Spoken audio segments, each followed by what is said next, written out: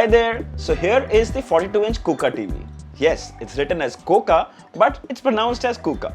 It's a full HD TV running the Android TV OS with all the apps and features. But what got my attention is that it's priced at just $21,999.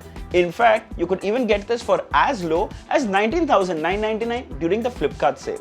And considering most 43-inch Full HD Android TVs are priced around $25,000 to $27,000, so at $21,999 for a 42-inch Android TV, this seems like a really good buy. So, should you buy it? Well, let's find out.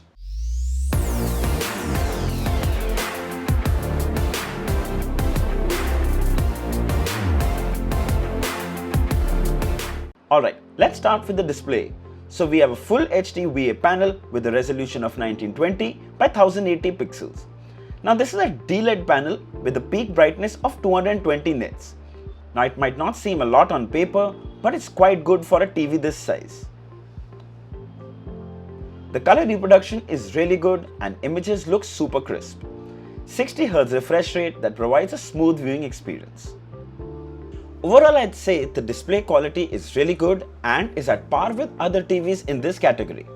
Talking about hardware, quad-core CPU with 1GB RAM and 8GB internal storage, which provides pretty good performance. It's snappy and responsive. I didn't experience any lag or app crashes. Here we see the standard Android TV OS interface, app row on the top, followed by the content row below. If we go into the settings, you can see it's running Android 9 Pie. Let's check out the storage as well. We get 4.6GB of usable space, which is pretty decent to install most of the streaming apps. Talking about apps, we get Netflix, Prime Videos and YouTube that come pre-installed. Also in the Google Play Store, from where you can download many more like Sony Live, Disney Hotstar and ZEE5 to name a few. There is also a Games tab. Huge collection. I briefly tested a couple of them and they worked without any problem. Some can be played with the TV's remote like I'm doing right now, while some would need a gamepad. The TV also comes with Bluetooth support, so you can pair your favorite pair of Bluetooth headphones and enjoy seamless audio. Tested a few streaming apps, starting with YouTube, worked flawlessly. There was no lag at all. Now this is actually a 4K video, but it maxes out at Full HD since this is a Full HD panel. Also tested out Netflix and Prime Videos, worked as they should, no problem with either of them. So if you're going to use most of these streaming apps, it's going to be smooth sailing. Here are some SD channels from the set-top box and it's actually really good. No pixelation and it's really clear. Here are some HD channels and they're just beautiful. It does full justice to each pixel. Set-top box viewing experience on this TV is pretty good. Rest, it also comes with built-in Chromecast, so you can cast your content from your phone directly to your TV screen. Alright, let's have a quick glance at the contents of the box, built-in design and ports.